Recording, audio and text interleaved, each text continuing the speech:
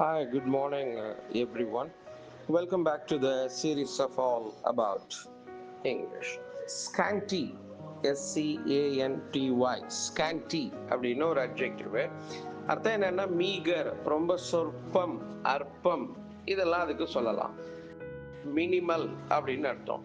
ஆன்டனிமா சொல்லணும்னா அதற்கு எதிர்ப்பதம் சொல்லணும்னா அபண்டன்ட், அபரீதமான. இந்த அபரீதமானதுக்கு எதிர்ப்பதம் தான் இந்த ஸ்கேண்டி. இப்போ எக்ஸாம்பிள் சொல்லணும்னா they paid whatever they could out of their scanty wages to their families.